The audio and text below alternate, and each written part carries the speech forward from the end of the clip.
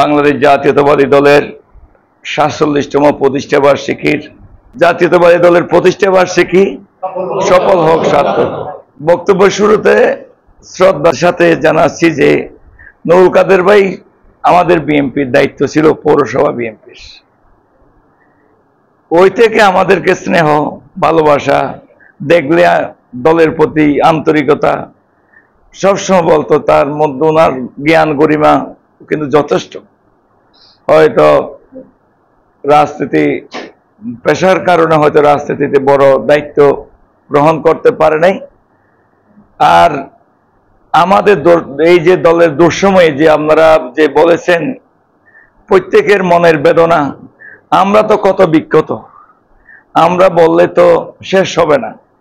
সেই সময় যিনি আমাদের পাশে সবসময় সহযোগিতা করেছেন, সরোয়ার ভাইয়ের নাম না বললে নয়, অ্যাডভোকেট সরোয়ার ভাই আন্তরিকতার সাথে দলের একজন কর্মীর প্রতি বা নেতার প্রতি বা দলের একজন কর্মীর প্রতি মিফতা ভাইয়েরও আন্তরিকতার কোনো ঘাটতি আমি দেখি নাই।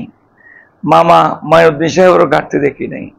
আমরা তো অনেক মামলা জর্জরিত, আপনারা দেখেছেন আমাদের জীবন 17 বছর জীবন গেছে করে করে, কে কক্সবাজার কি চকরিয়া, একদিনে 2টা 3টেও পরে তামাকের ওই ইয়েতে রাত্রে জীবন যাপন করেছি শ্বাসের মধ্যে। ওই কথা তো আপনারা নিজেরা একজন আইনজীবী হয়েও আপনাদের যে নিজেদের দুঃখের কথা বলেছেন।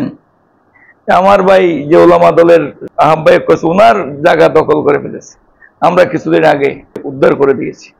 সবাই বিভিন্ন আঘাতে জর্জরিত। ভাইয়ের যে ওনার উপর যে শারীরিকভাবে আঘাত দেখে আমি মর্মাহত হয়েছি। প্রত্যেকে আমরা কত বিক্ষত, কিন্তু আমাদের একটা জিনিস দরকার, সেটা হচ্ছে ইউনিটি। চকরিয়া আইনজীবীদের মধ্যে আমরা যেটা ফিল করেছি সেটা একটি ইউনিটির অভাব। এই ইউনিটিটা আসতে হবে। পলিটিক্যাল অর্গানাইজেশন থাকলে একটা সুবিধা, একটা চেইন অফ কমান্ড থাকে, একটা সিনিয়র এবং জুনিয়রদের মধ্যে একটা মান সম্মান থাকে, একটা মানে পিতা এবং পুত্রের মধ্যে যেভাবে সম্পর্ক থাকে সিনিয়র এবং জুনিয়রের মধ্যে সেই সম্পর্ক থাকে। সংগঠন অন্তপক্ষে এই যে আদর্শটা অন্তপক্ষে একজন কর্মীকে শিখায়। ওইটা যাতে আপনারা ইউনিটিটা যাতে শক্তিশালী করেন, যাতে চেইন অফ কমান্ডটা যাতে শক্তিশালী হয়।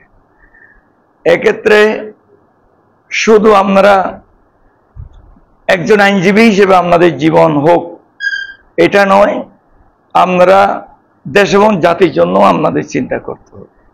যেমন করেছিল শেরে বাংলাকে ফজলুল হক, এভাবে আপনাদের চিন্তা করতে হবে।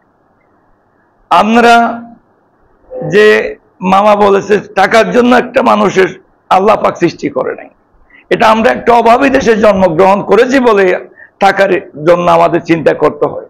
যদি আপনি সৌদি আরব, দুবাই, আমেরিকা জন্মগ্রহণ করেন, আপনার জন্য গাড়ি আছে, বাড়ি আছে, সবকিছু রেডিমেড। আপনি জাস্ট একদম লিফটের মতো জীবন। আপনি নিচতলা দাঁড়াবেন, 10টা উঠে যাবেন। আপনার বাড়ির জন্য আপনার একটা টাকাও খরচ করতে হবে না, আপনার গাড়ির জন্য আপনার টাকা কিনতে হবে না, আপনাকে গভর্নমেন্ট দিতে বাধ্য। কিন্তু আমরা এমন একটা দরিদ্র দেশে জন্ম নিয়েছি, হয়তো আল্লাহর রহমত ছিল এটা, যে যার কারণে আমাদের বেঁচে থাকার জন্য, জীবন সংগ্রামের জন্য আমাদের টাকার দরকার।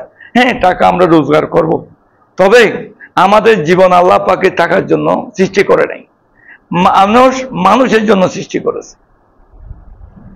আর আপনাদেরকে যে জ্ঞান দিয়েছে এটাও আল্লাহর রহমত, আপনাদেরকে যে সৌন্দর্য দিয়েছে এটাও আল্লাহর রহমত, যে আমরা সমাজে যা আজকে এই পর্যায়ে এসেছেন ওইটা আল্লাহর রহমত। যদি সেটা আদায় না করেন, আল্লাহ আপনাদেরকে ধরবে কিয়ামত।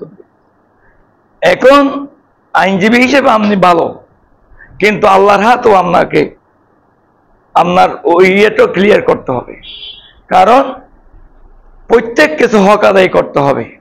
আপনার দেশের প্রতি আপনার দায়িত্ব আছে, সমাজের প্রতি দায়িত্ব আছে, পরিবারের প্রতি দায়িত্ব আছে, ওই দায়িত্ব আপনাদেরকে পালন করতে হবে।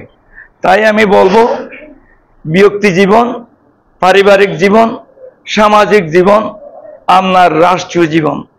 একজন মানুষ সামাজিক যেমন জীব, একইভাবে রাষ্ট্রীয় জীব। এরিস্টটল বলেছেন আপনি রাষ্ট্রিক জীব।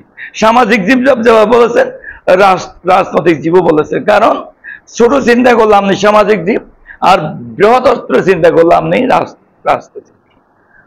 এক্ষেত্রে আমি বলবো আপনাদের জীবন এবং চিন্তা চেতনা, মন মানসিকতা আপনাদের আরেকটু বড় আকারে চিন্তা করতে হবে, দেশ এবং জাতির জন্য কিছু ভূমিকা রাখতে। আমি সবার উত্তরোত্তর জীবন, সুন্দর জীবন কামনা করি। আপনারা আপনাদের মধ্যে যে সততা, আদর্শ, শিক্ষা, এটা মানুষের কাছে পৌঁছক। এভাবে মানুষ জীবনযাত্রায় আপনাদের যে শিক্ষা উপকার আসুক, এবং জাতি আপনাদেরকে যুগে যুগে মৃত্যুর পরও যাতে স্মরণ করে, আমি সেইটা প্রত্যাশা রেখে আমার বক্তব্য এখানে শেষ করছি। সবার সুস্বাস্থ্য দীর্ঘায়ু কামনা করছি। আসসালামু আলাইকুম রহমতুল্লাহ।